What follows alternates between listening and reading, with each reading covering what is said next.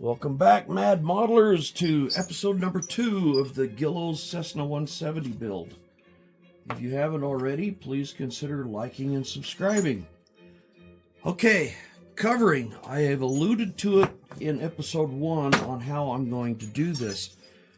This is the elevator of this aircraft, and there's the rudder and vertical fin. Now this was done with aluminum foil. The stuff is 5/1000ths of an inch thick. K&S Metals makes it. You can get it through Amazon.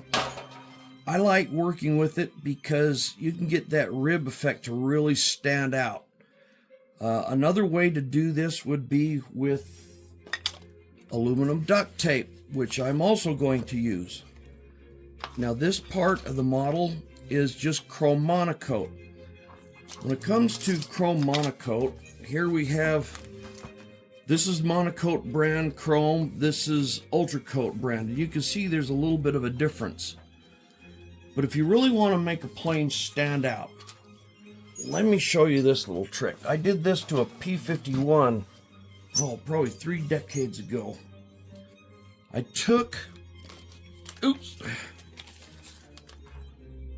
some steel wool and I masked off a panel and I burnished a grain into it. Yeah, this doesn't look good because of the garbage that's underneath, but if you use some double-aught steel wool, you can rough it up just a little bit and burnish a grain into it. I hope that stands out a little bit. Then if you take and you mask off that part and you go the opposite direction, the effect in the air is astounding. You can actually see this as the plane flies by, and it looks like it was made out of different pieces of sheet metal. So that's one thing I'm going to do, maybe on this one. The Cessna 170 was all polished, so I may not do that, but that's a cool effect, and it's very simple to do. Another effect that I'm going to do, that I will do on this one, is rivets. This is a woman's pattern tracer, sewing pattern tracer. What happens when you use this on this is you get a series of rivets. Does that show up very well? Yeah. So what do you think of that? You don't want to press too hard or else you're going to go all the way through. But in areas like this, I happen to know that there's a line of rivets that goes right across here. And there's some that goes right down this area. Can you see how that was working? Yeah. That's really easy to do, and it really sets your model apart.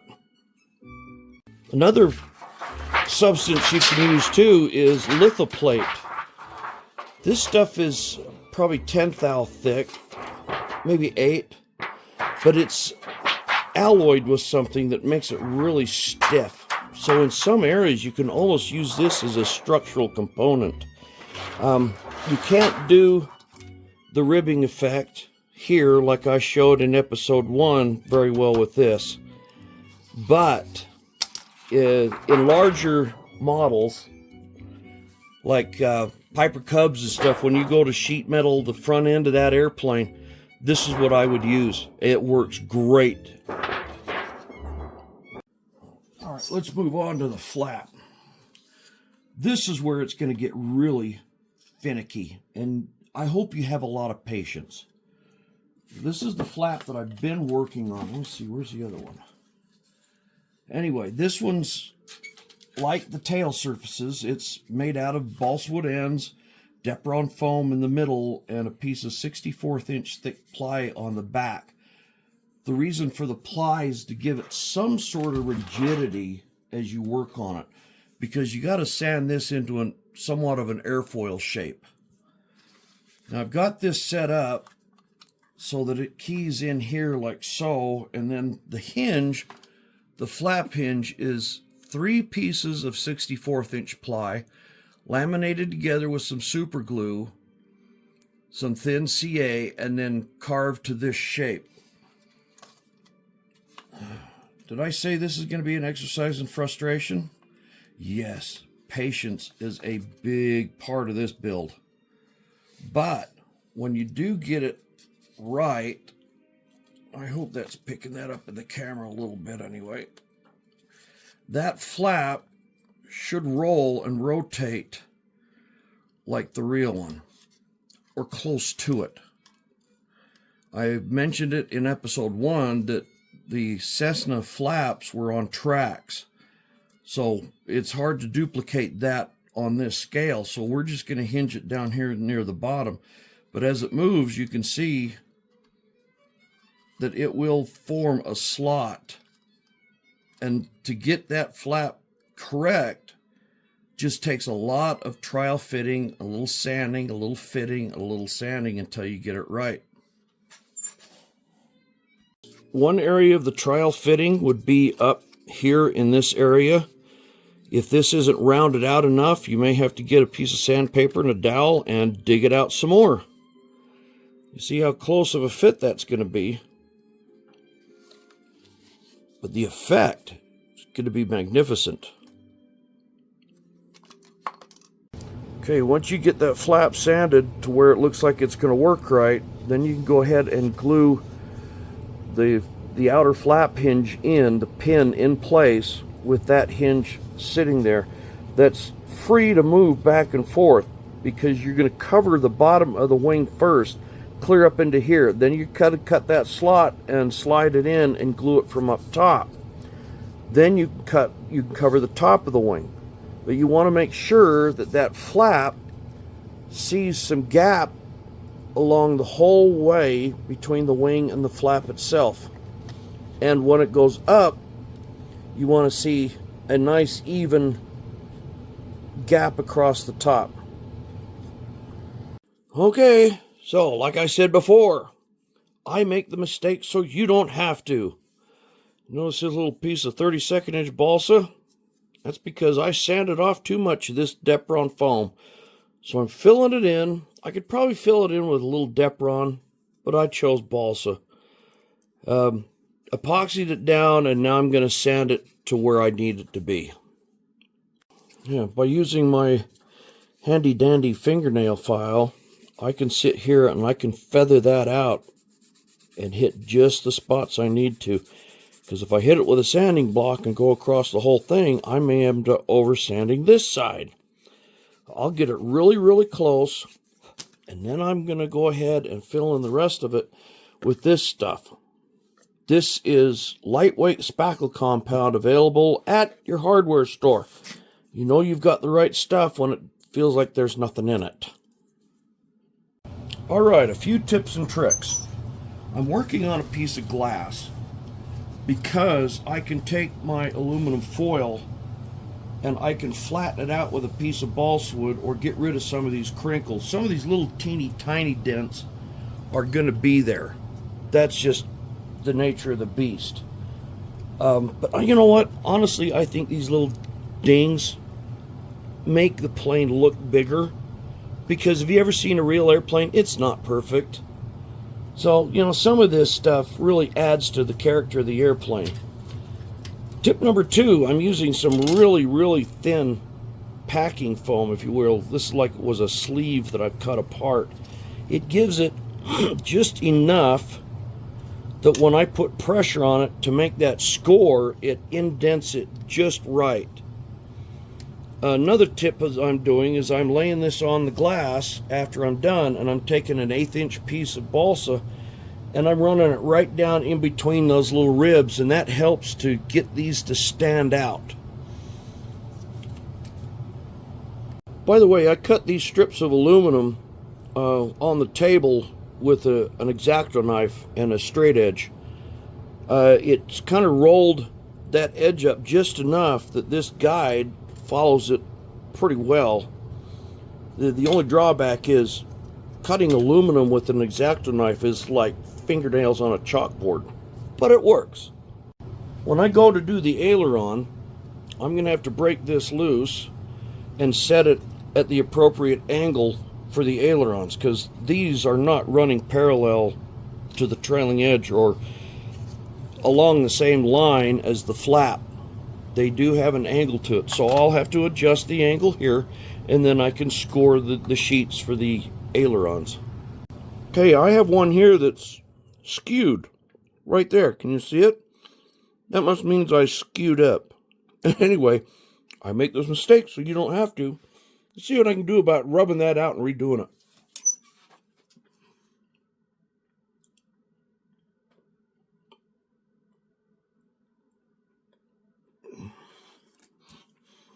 I don't know if this is going to work. There will probably still be a witness on there, but nothing ventured, nothing gained, right?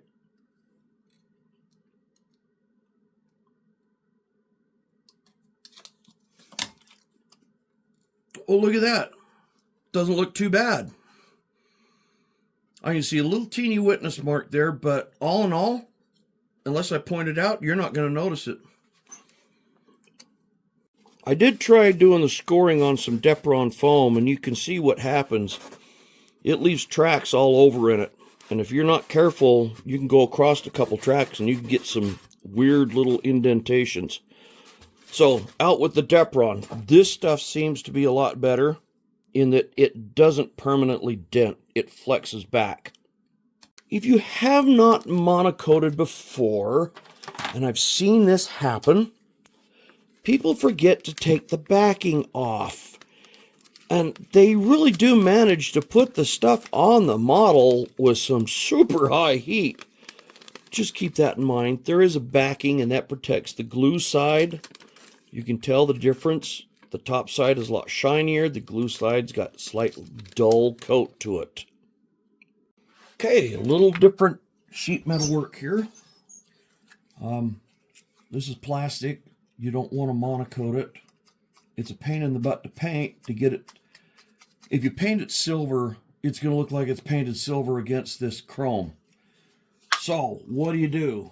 Well, you use some of this aluminum duct tape. Now, I happen to know that these cowlings on the original airplane had like a front nose clip that ran all the way around, and then the rest were a couple of separate panels. So we're going to reproduce that. We're going to go with the very front. Now, you're like, yeah, right, like he's going to get that to bend around there. You just watch. If you use a nice piece of balsa wood and you start burnishing this down, you're going to find out that this stuff, with a little bit of persuasion, will go around compound curves. And then if you take an X-Acto knife and very gently use just the tip to cut around where you want that to be, it will look fantastic. Trust me, I've done this before. This is an exercise in your grip strength, believe me. But you can see how the face of it's starting to come out. It works a lot better on the bigger models. These little bitty guys, they're kind of they're different. Okay, I've super glued some thread onto the cowling in areas where there's a piano hinge to open up the cowling for maintenance or check the oil or whatever. This is going to show through that aluminum duct tape, and it'll look pretty good. Okay, there you have it. An aluminum duct taped cowl. Yeah, it's got a lot of little imperfections in it, but you know what? Looks a lot better than it did. And I think it looks a lot better than it would have been if it was painted. The cowling is on it. Looks pretty good. I've got the little cowling latches on there. I've got some of the access door stuff put on. I don't know if you can actually see that. It's kind of crazy stupid to get into this kind of detail, but I like it. It's fun. It's better than drinking a lot of beer. Anyway, I'm doing the doors and the windows, and I forgot to put glass in my doors. I'll be fixing that. What's my motto? I make the mistake so you don't have to. Yeah, got that right. When I do these, I'll put this aluminum duct tape up to the model, and then I'll reach in from the other side with one of these Pentel, 5mm pens, and trace it out. And when you do that, then you can take it out and you can darken it in some. But when you turn it over, oh, looky there, it shows through. Now you know where to cut with the X-Acto knife and how to make the window trim itself. On this particular model, I'm not going to put any clear plastic in the window, not the rear windows. I want some cooling air to come in from the front of the cowl. And yeah, this is going to get cut out, and I'm going to put a little teeny piece of fine screening in there. You'd probably go to your local pot shop and get a pipe screen for that. But I want the air to come in and flow through the battery compartment area, up here through the receiver that has the speed control on it, and out the windows. Instead of cutting an exhaust hole down here someplace, I'll just not put the glass in here. Okay, these window films are actually screwed down. To simulate that, I used the tip of this pencil with the lead retracted, and to put a screw in there, all you do is put it in and indent it just a little bit. Yeah, I know it's a little bit on the anal side, but it really sets your models apart from anybody else's. Doesn't that look cool? Now on the rivet side of it, my little pattern tracer, I'll go up, and not too hard. You don't want to punch through the monocoat, but you can go around, you can do whatever you want. You can put this line of rivets that are evenly spaced wherever you want on the model. And if you don't go all the way through the monocoat and you screwed up, you can put an iron over the top of it and get those rivets to come out, and then you can redo it. So you got to be careful on how hard you press. Yeah, what happens when your decals do this? Well, this kit's so old that the decals have gone bad. You find a piece of monocoat the same color, and you use one of these Elmer glue sticks to stick it to the monocoat, and then you can cut it out and make another decal. The only problem was I wanted the Cessna 170 logo off of it, so I cut it out. You can see where it came out here.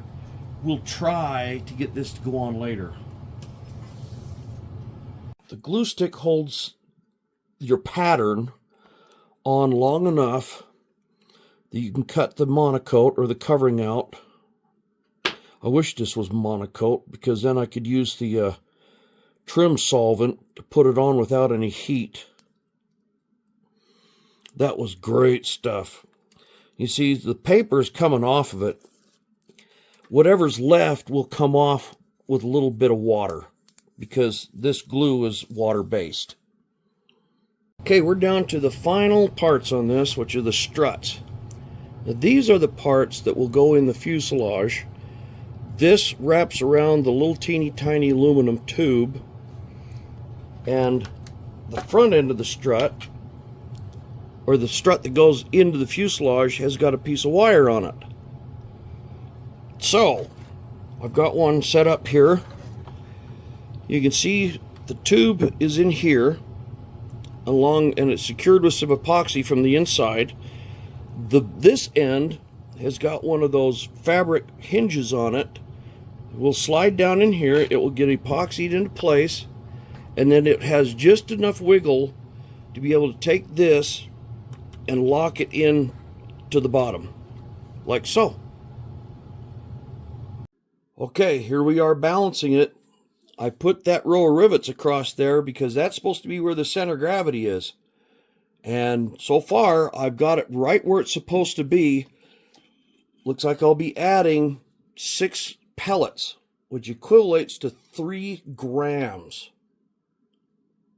Okay, excuse me, 2.79 grams of added weight to the nose because of the aluminum on the back.